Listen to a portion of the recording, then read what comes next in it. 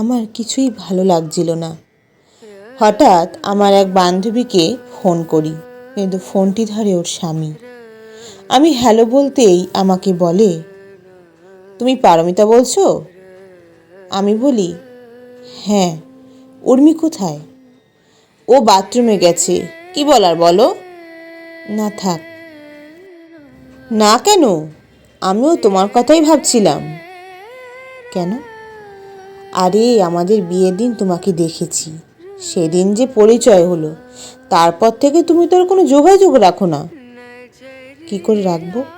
উর্মি বেশি ফোন করতে বারণ করেছে আমাকে। ও তাই? বেশ, এখন তাহলে রাখো, আমি পরে তোমার সাথে কথা বলবো। আমি ফোনটা রেখে দিলাম। ভাবলাম, আমার বান্ধবীর বর, তার আমার সাথে কি কথা থাকতে পারে? না না, এটা একদম ঠিক নয়। রাত যখন একটা, আমার ফোনটা বেজে উঠল। আমি ধরতে কে যেন বলে উঠল, হ্যালো, আমি উর্মির বর। এত রাতে ফোন? হ্যাঁ, আমি আমার ছাদে এসে ফোন করছি, তোমাকে আমার দেখতে ইচ্ছা করছে। কি বলছেন? অসম্ভব। আমার কথা শোনো, কালকে আমি অফিস যাওয়ার পথে 2 নম্বর বাস স্ট্যান্ডে থাকবো, তুমি আসবে। আমি গেলাম। আমাকে একটা রেস্টুরেন্টে নিয়ে গেল। আমি অবাক হয়ে গেলাম যে উর্মি এত ভালোবেসে অরুণদাকে বিয়ে করলো, আর অরুণদার এই রকম চরিত্র। খুব সুন্দর একটা প্যাকেট আমার হাতে দিল। আমি জিজ্ঞাসা করলাম, এর মধ্যে কি? ভালো জিনিস।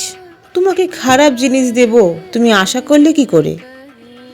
না অরুণদা, আপনি এটা ঠিক করছেন না। কি করেছি?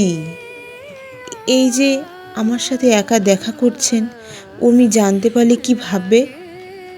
আরে বাবা, ও কি করে জানবে? আমি যদি না বলি, কিছুতেই জানতে পারবে না।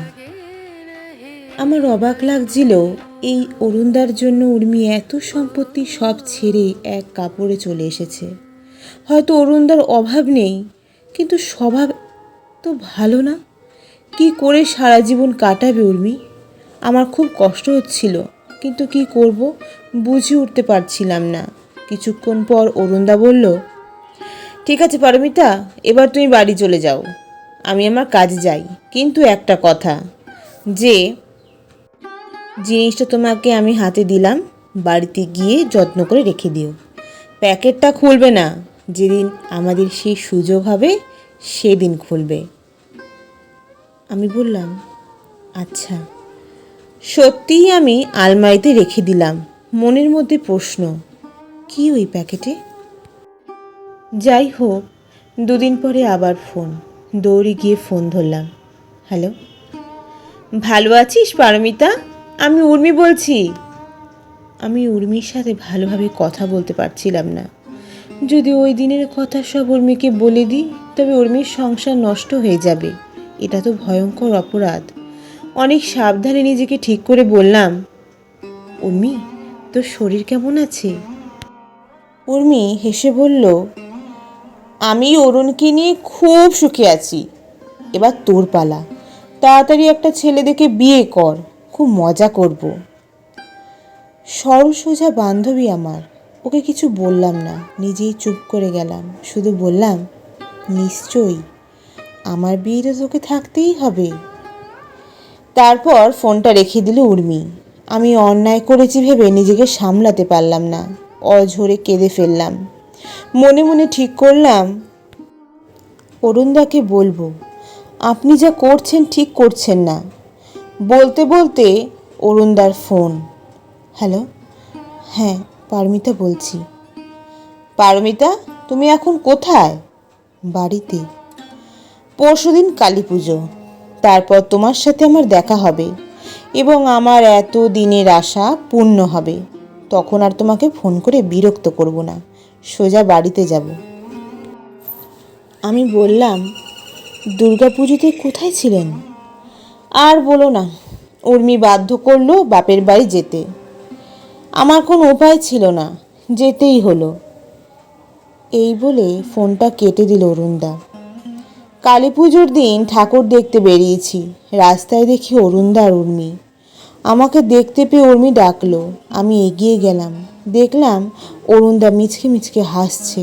আমার খুব ভয় করছিল, উর্মি যদি জানতে পারে তাহলে কি হবে। অরুণদা উর্মিকে বলল, চলো পরে গল্প করো, তাড়াতাড়ি বাড়ি ফিরতে হবে। আমি ভাবলাম উর্মিকে সব বলে দিই। একদিন মন শক্ত করে উর্মিকে সব বলেই ফেললাম। ঘরে আমার শুধু মা, বাবা নেই। আমি যা রোজগার করি তাতেই খুব কষ্ট করে চলি। তারপর আবার যদি কোনো বাজে কাজ করি, মা আমার মরেই যাবে মান সম্মানের জ্বালায়। সব কথা বলার পর উর্মির গলার স্বর বদলে গেল। কোনো উত্তর দিতে পারল না, শুধু বলল, মন খারাপ করিস না, আমি 2 দিন পর তোর সামনে অরুণকে নিয়ে যাব, সব কথা হবে। আমি কি করব মাথায় কিছু বুদ্ধি আসছিল না। ভয়ে লজ্জায় জড়সড় হয়ে গেছিলাম। উর্মি ভাইফোঁটার দিন সকাল হতেই আমার বাড়িতে এসে উঠল। আমি তো দেখি অবাক। পারমিতা, মাসিমা কোথায়? এই তো ঘরে, আয় উর্মি। উর্মি আর অরুণদা এসে ঘরে বসলো। আমার দিকে উর্মি তাকিয়ে বলল, আমি সব জেনে গেছি, এবার মাসিমাকে জিজ্ঞাসা করব। মাসিমা আগে কোথায় থাকতো? তুই তখন ছোট, আর সেখানে তোদের পাশেই অরুণরা থাকতো। অরুণের মা আর তোর মা 2 বান্ধবী ছিল, এবং ছোটবেলাতে তুই অরুণকে ভাই ফোঁটা দিতিস। বৌভাতের দিন আমার শাশুড়ি তোর মাকে দেখে, কিন্তু তাড়াহুড়োর মধ্যে কিছুই বলতে পারেনি। এবার শোন, অরুণ সব ওর মার কাছ থেকে জানতে পারে আর বলে, তবে বোন নেই কে বলেছে মা? আমার তো বোন পারমিতা। ঠিক আছে, আবার আমি পারমিতার কাছ থেকে ফোঁটা নেব।